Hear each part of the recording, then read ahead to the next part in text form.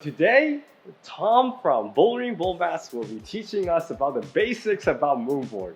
Glad to have you, Tom. Great to be here. What grade do I need to reach before even attempting to train on the MoonBoard? Well, I think you probably need to be climbing maybe a couple months already, but you can at least do 1 or 2 moves on the MoonBoard, but you're not really going to get the most out of it until I would say you're climbing V3, V4. Can you teach us how to use the MoonBoard? Yeah, every MoonBoard will have like a restart button on the side, and then you just fire up the app on your phone. So you've got to get the MoonBoard app. You also have to sign in.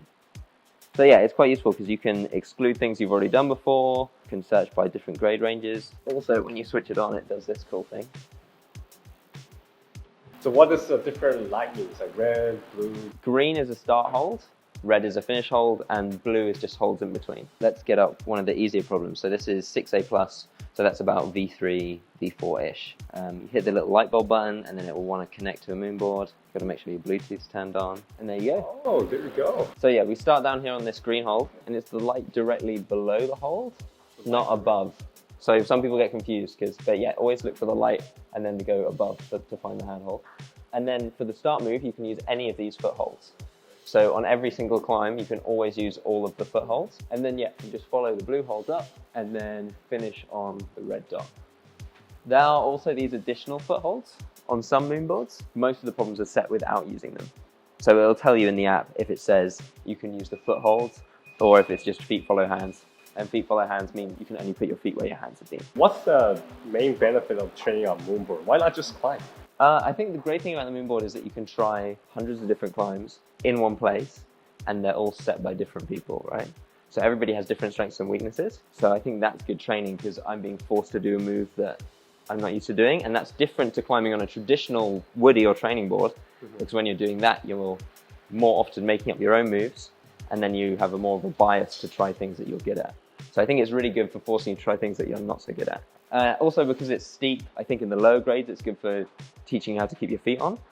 And then I think as the climbs get harder into like the V6 range, you end up doing these really big jumps and powerful moves. After Tom's explanation, I tried out the V3 walk before run, but... Alright, now a little flick. This one's quite good, the next hold. Good push? Yeah.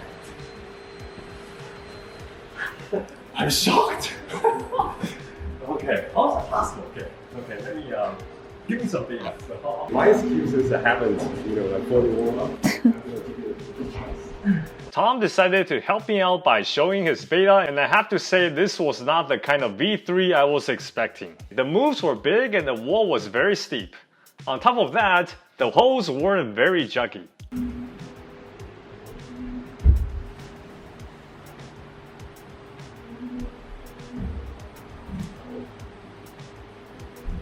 After a proper warm-up and a few practices, eventually I was able to climb it. My first impression on the MoonBoard was it kind of exposed my weak pinch strength and my not so good footwork on small footholds on steep overhangs. I would need to make an extra effort to work on these. If you are an intermediate climber, I highly suggest you give it a try too.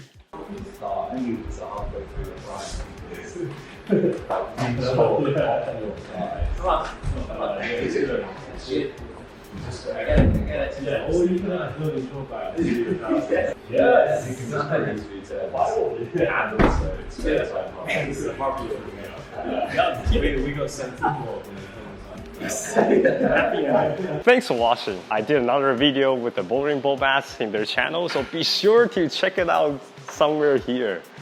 It'll be linked down below, I presume. Yes. Make sure you subscribe to this guy as well, Yes. if you're not already. See you in the next video.